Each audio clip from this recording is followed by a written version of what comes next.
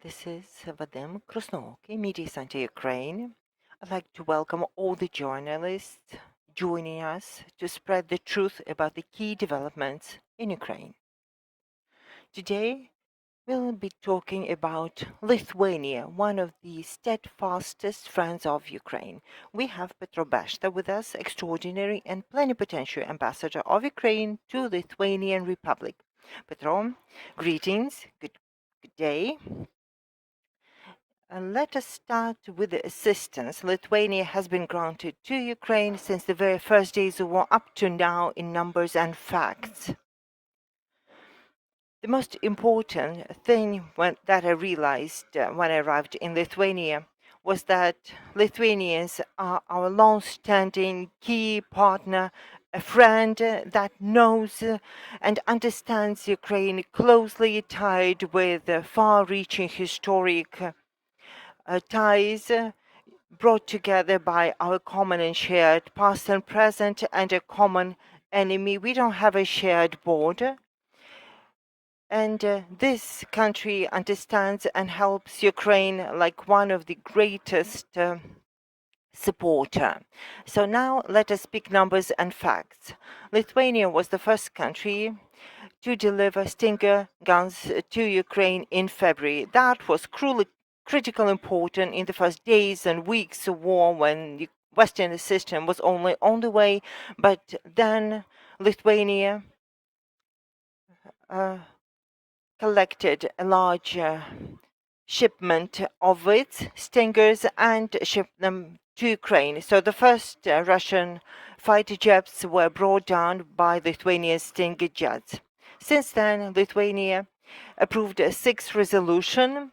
These were statements made by the Lithuanian parliament in support of Ukraine. The first statement came out on the 24th of February when the war broke out. The whole country stood up, the leaders and the nation organized a major rally in the center of Vilnius, and parliament rallied in support of Ukraine in the face of aggression from Russia and Belarus.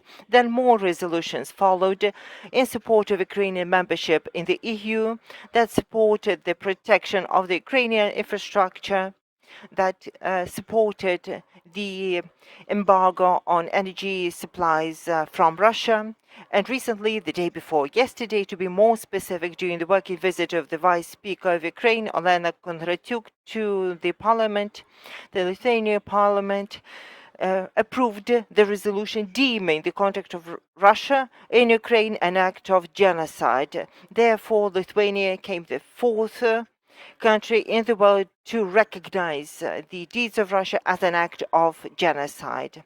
Moreover, Lithuania welcomed Ukrainian displaced people in numbers that make up 1.8 of their overall population. That is a very high number for a country like Lithuania, but it is still keeping its doors open to Ukrainians and giving them a warm welcome. Can you give us a rough number? It's over 50,000 Ukrainians that have found shelter in Lithuania. It may not be so big in absolute numbers, but considering that the population of Lithuania is 2.7 million, roughly the population of the city of Kiev, then 50,000 means a lot of people for the country, considering that they are working very hard to provide high quality services to Ukrainians. That is an extensive number indeed.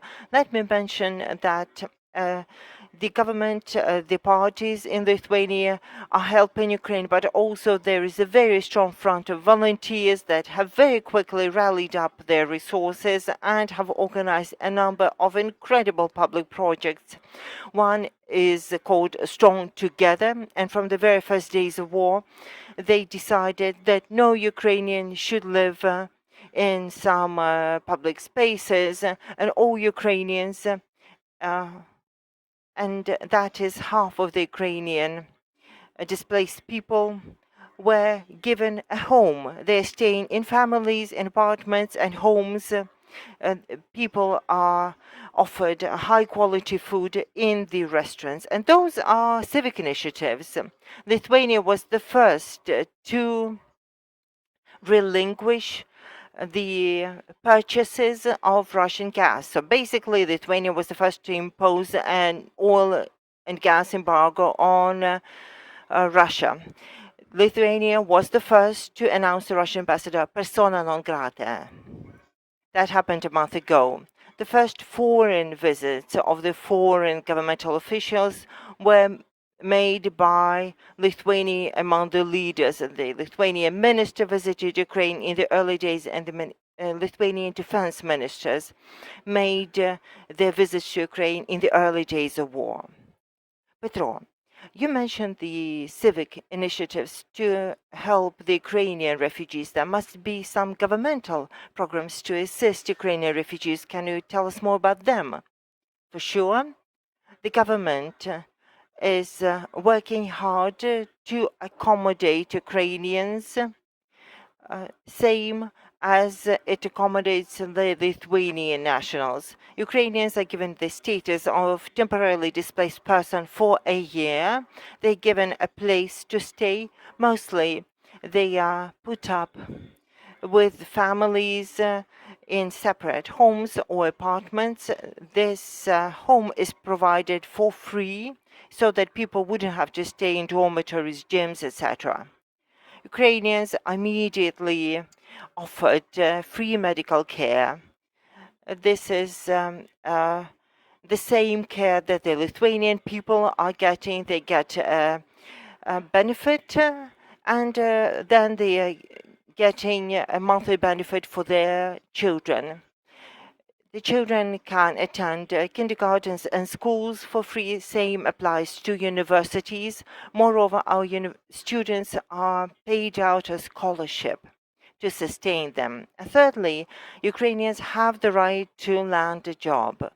And this means that they can seek a job, land a job, and given their temporary permits, they can register and hold a formal job. We've actively reached out to the networks that allocated certain quotas for Ukrainian temporarily displaced persons to offer them employment, to give them security. As of now, a third of adults, Ukrainian adults, have landed a job. They are earning about 900 euros on average, and a third are still seeking a job, and a third is perhaps undecided, as there is a psychological barrier for the Ukrainian, and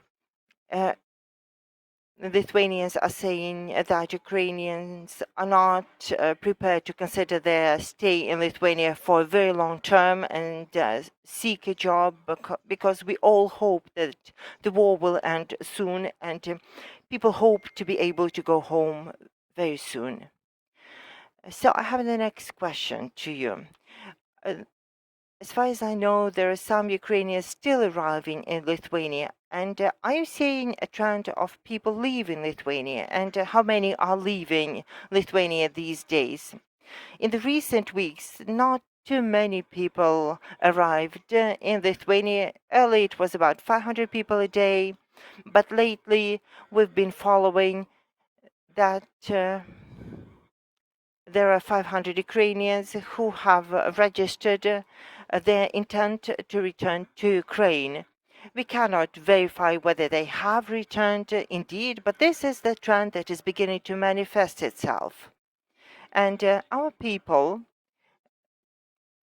that are planning to go back to the Ukrainian government-controlled territories, to the liberated territories where infrastructure is up and running, if they have a hope to go back to, then those people are considering the possibility of going back home.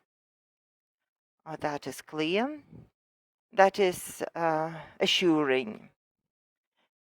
Petro, you mentioned that Lithuania recognized the Russian aggression, an act of genocide, and the decision to deem Russia a rogue state, is that a separate decision, and how will it affect the situation? These are two different decisions.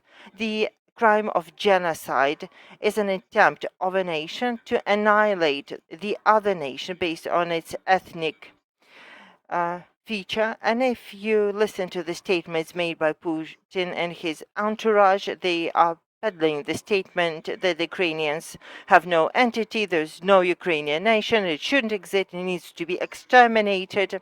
So the genocide following the events in Bucha, in Irpin, Borodyanka, was for the whole world to see that this is not just a military action following the customs and laws of war, but this is a pervasive war crime, and Russian army is exterminating anything in its path. Children, women, civilian infrastructure. This is not a war. This is an explicit genocide intended to exterminate Ukrainian nation, language, history, culture, and Ukrainian state as such. To deem Russia a rogue state is a separate decision. Lithuania approved it on the 10th of May.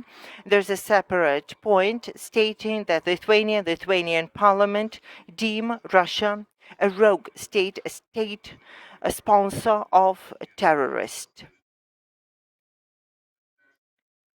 Again, if genocide is a very broad area, and it's a grave violation of law. The International Court hears military war crimes, crimes against humanity, and genocide is one such crime under their jurisdiction. This is a very grave charge, showing that the state and its leadership have to be prosecuted and brought to justice internationally. The state sponsor of terrorism charge pertains to an additional number of sanctions and an impetus for other countries to impose greater sanctions on a country if it is deemed of being a sponsor of terrorism at the state level. Lithuania was one of the first countries to make such countries deeming Russia a rogue state. It's important in terms of sanctions, but also important in terms of setting the tone for the EU, as Lithuania has done when it showed leadership in the EU. And hopefully many other countries will follow suit, follow Lithuanian leadership. This is perfectly right. Lithuanian parliament recognized Russia, the state sponsor of terrorism. This is not a governmental statement, it's a parliamentary resolution, a political one, which is important because Lithuania as a country has made such recognition, and more importantly, it needs to propel the other states, both EU members and other countries, towards similar recognition.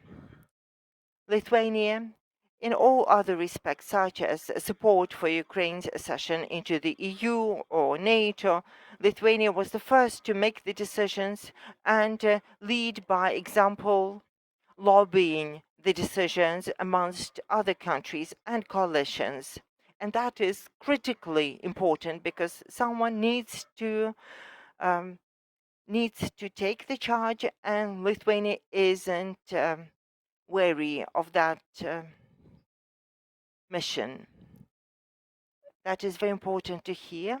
Now let's talk about the European economy weaning itself of the cooperation with Russia. It is a critical matter for Ukraine and for the countries that know what the Russian Empire means and what threat is emanating from the Russian Empire. If in the early days of war, in the first weeks of war, Ukraine attempted to try and negotiate to stop the war, now it's become apparent that it would not be possible to stop the war on the previous terms, and we need to strive to undermine the Russian regime, its economy, its technical capacity, its military capacity, so that they wouldn't be able to